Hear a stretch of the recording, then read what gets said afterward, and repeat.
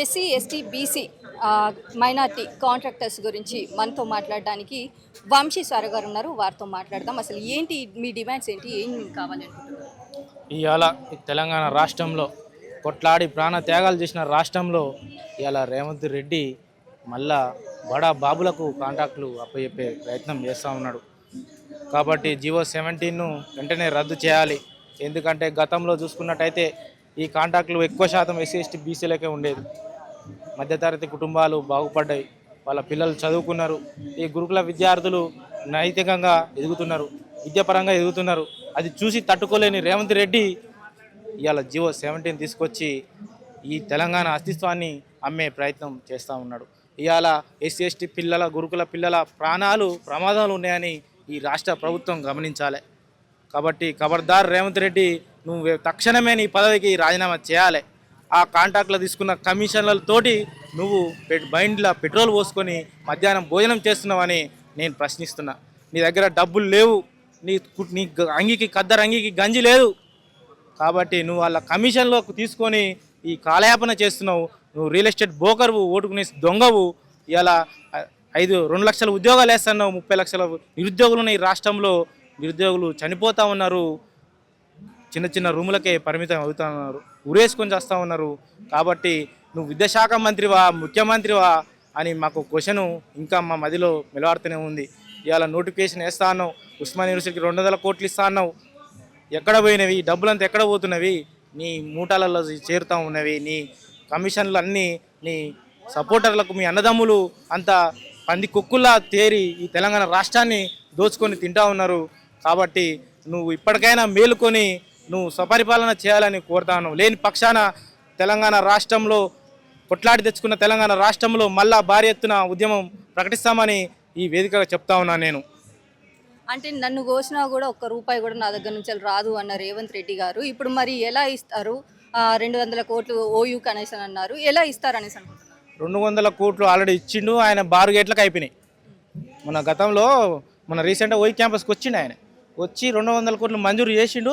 ఆ బార్ గేట్లకు, ఆ పోలీసు వాళ్ళకు, వాళ్ళ చుట్టుపక్కల ఉండే ఆయన ఎమ్మటి గుమస్తాలకు, వాళ్ళ అన్నదమ్ములకు అయిపోయినాయి. సిగ్గుండాల కొంచెం అన్న 200 కోట్లు ఇస్తాను, నీకు ఏం హక్కు ఉందని ఇస్తా అంటావు? నువ్వు విద్యాశాఖ మంత్రివా, ముఖ్యమంత్రివా? ఏదో ఒక పదవికి నువ్వు కరెక్ట్ రాజీనామా చేయి, దానికి సపోర్ట్గా చేసి మాట్లాడు.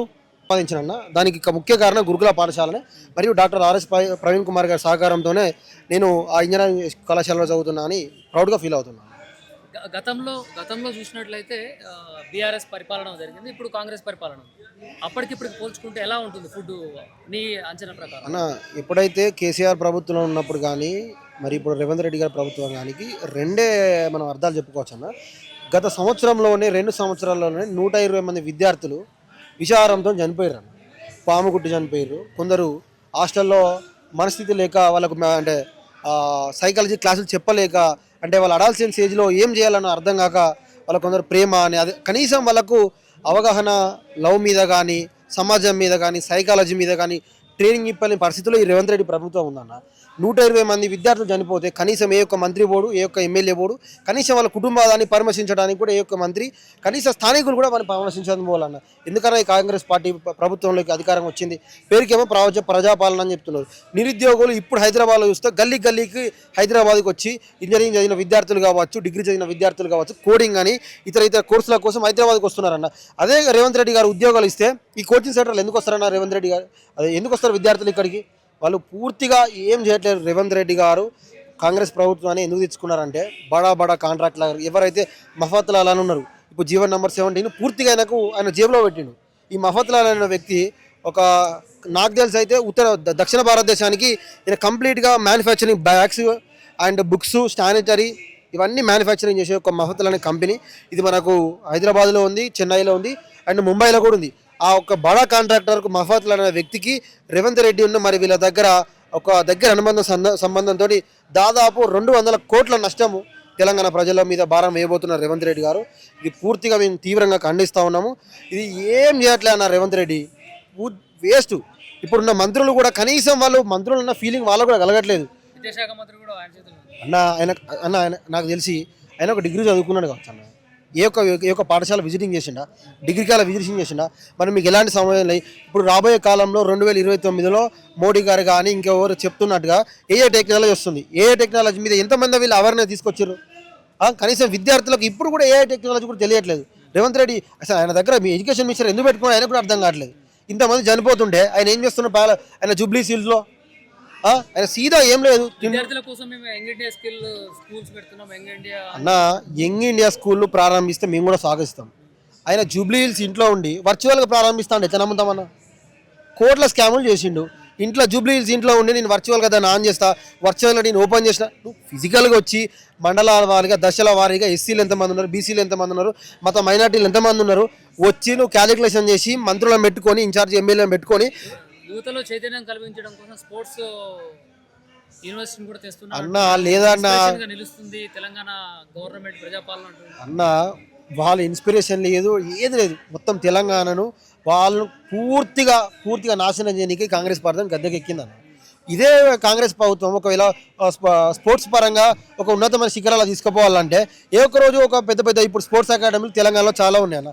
ఆ విద్యార్థులు అడుగున్నా చెప్తారు. కనీసం వాళ్ళకి వసతులు లేవు. కనీసం ఆడుకుందామంటే కిట్స్ లేవు, మెడిసిన్ లేదు, కనీసం వాళ్ళకి ప్రోటీన్ ఫుడ్ కూడా లేదు. ఎందుకు ఇంకా క్రికెట్ అకాడమీలు కానీ పెద్ద అకాడమీలు ఉన్నాయి మన తెలంగాణలో. ఎక్కడున్నాయి ఇవన్నీ? గురుకుల హాస్టల్లో పౌష్టికాహారం ఇస్తున్నా ఉంటుంది కదా అన్న. గురుకుల హాస్టల్లో ఇప్పుడు కూడా ఇంటర్మీడియట్ కాలేజీలో కూడా పౌష్టికాహారం ఇస్తాం మాటిస్తున్నాడు అన్న. రేవంత్ రెడ్డి ఓన్లీ పెద్ద సభలు పెట్టి వీళ్ళని మాట్లాడడం తప్ప ఆయన చేసేది ఏమీ లేదు. చేయడన్న క్లారిటీ అయినా కూడా ఉన్నది. ఆర్ఎస్ ప్రవీణ్ కుమార్ కూడా వెల్ఫేర్ దానికి చేశారు అన్న. ఆర్ఎస్ ప్రవీణ్ కుమార్ సార్ దగ్గర నేను ఒక 8 సంవత్సరాలు విద్య నేర్చుకున్నా. నేను 5వ తరగతిలో అన్న సార్ వ్యక్తిత్వము ఎప్పుడైతే ఒక విద్యార్థి గురుకుల పాఠశాల నుంచి మళ్ళీ వెళ్ళేటప్పుడు అయిన విద్య వైద్యం మనిషి ఏ విధంగా బతకాలో అన్న. నేను చిన్నప్పుడు 8వ క్లాస్లో కంప్యూటర్ నేర్చుకున్నాను. కంప్యూటర్ నేర్చుకొని ఇప్పుడు మా ఉమ్మడి వరంగల్ జిల్లాలో కిడ్స్ కాలేజ్ అని ఒక అత్యున్నత ఇంజనీరింగ్ కాలేజ్. ఆ కాలేజీలో నేను మా ట్రిపుల్ డిపార్ట్మెంట్లో నేను ఒక 2nd ర్యాంక్ అన్న. నేను ప్రౌడ్గా ఫీల్ అవుతున్నా. ఆ విధంగా ప్రవీణ్ కుమార్ గారి నుంచి ఒక ఉన్నతమైన విద్య నేర్చుకున్నా. ఇప్పుడు నా సెక్రటరీ గారు, మంత్రులు అడ్లూరు లక్ష్మణ్ గారు కానీ ఈ విధంగా ఎందుకు చేయలేకపోతున్నారు? ప్రవీణ్ కుమార్ చేసిన సాధన వీళ్ళు ఎందుకు చేయబోతున్నారు? ప్రవీణ్ కుమార్ గారి ఆధ్వర్యంలో మౌంట్ ఎవరెస్ట్ పూర్ణ కానీ ఆనంద్ గారు ఎక్కారు. ఇప్పుడు ఈ 2 సంవత్సరాలు ఎవరు ఎక్కారు? అంత దమ్ ఎవరికి ఉన్నది? చూపించండి. వాళ్ళు కనీసం ఎక్కడ కూడా చెప్పట్లేదు. ఎందుకు వాళ్ళు మంత్రులు ఉండింది? వాళ్ళు ఇంకేం చేసేది ఎందుకు? ఈరోజు జీవో నెంబర్ 17 ఎత్తివేయాలంటూ మహాధర్నాకి మీరు వచ్చారు. ఏంటి మీ ప్రధాన డిమాండ్ ఏంటి? అన్న నేను ఏం చెప్పాలనుకుంటానంటే జీవో నెంబర్ 17 పూర్తిగా రద్దు చేయాలని నేను అనుకుంటున్నాను. ఎందుకు అంటే నీకున్న అవగాహన ప్రకారం జీవో నెంబర్ 17 ఎందుకు రద్దు చేయాలి? అన్న నాకున్న అవగాహన ప్రకారం జీవో నెంబర్ 17 ఎందుకు చేయాలి అంటే జీవో నెంబర్ 17లో ఉన్నది ఏంటంటే ఒక సాధారణ కుటుంబం నుంచి వచ్చిన వ్యక్తులు 50,000 ఈఎండి ఎట్లా కడతారన్న? పేపర్ ఎలా పెట్టుకుంటారు? ఇంతకుముందు కేసీఆర్ ప్రభుత్వంలో ఉన్నప్పుడు నార్మల్గా టెండర్ పేపర్ వేసుకుంటే 1000 రూపాయలు ఉండేదన్న. అప్పుడు మాలాంటి మేము కూడా చాలామంది చేసినాము. ఇప్పుడు 50,000 పేపర్ కొట్టి ఎవరు కొంటారన్న? మన క్యాస్ట్ ఇన్కమ్ చూసుకుంటే ఒక్కొక్కరిది 2 లక్షల బిలో ఉంటుంది. వాళ్ళు 50,000 ఎట్లా కడతారన్న? 50,000 ఈఎండి కట్టి లక్షలు ఈఎండి కట్టాలంట, పేపర్ కట్టాలంట. అన్ని డబ్బులు ఉంటే వాళ్ళు కాంట్రాక్ట్లు ఎందుకు చేస్తారన్న? వీళ్ళు పూర్తిగా ఎస్సీ ఎస్టీలు చదువుకుంటే వీళ్ళు ఫైనాన్షియల్గా స్టేబుల్ అయితే వీళ్ళు మా మాటినరు. రాబోయే కాలంలో వీళ్ళు మా చెప్తున్నారు. ఎందుకు ఇలాంటి నిర్ణయం కాంగ్రెస్ ప్రభుత్వం తీసుకుంటుంది? సీఎం రేవంత్ రెడ్డి తీసుకుంటుంది. ప్రధాన కారణం అన్న ప్రధాన కారణం రేవంత్ రెడ్డి తీసుకున్నది ఏమన్నా ఎస్సీ ఎస్టీ బీసీలు చాలా నాకు తెలిసి అయితే నాకు అవగాహన ఉన్న మేరకు అయితే వీళ్ళు చాలా తెలియకెళ్ళాలి తెలంగాణ గడ్డ మీద. ఎందుకంటే వీళ్ళు ఏదైనా తలుచుకుంటే చేస్తారు. వీళ్ళకున్న టాలెంటెడ్ వేరు అని రేవంత్ రెడ్డికి అర్థమైపోయింది క్లియర్గా. దీన్ని అర్థమైపోయి ఈ రేవంత్ రెడ్డి వీళ్ళు పూర్తిగా స్థానికంగా ఫైనాన్షియల్గా వీళ్ళు స్టేబుల్ చేయకపోతే వీళ్ళు పైకి లాలేరు, వీళ్ళు చదువుకోలేరు అని రేవంత్ రెడ్డి ఒక ఉద్దేశం పెట్టుకొని మమ్మల్ని కావాలని వాంటెడ్గా దీన్ని తొక్కాలని ప్రయత్నిస్తున్నాడు.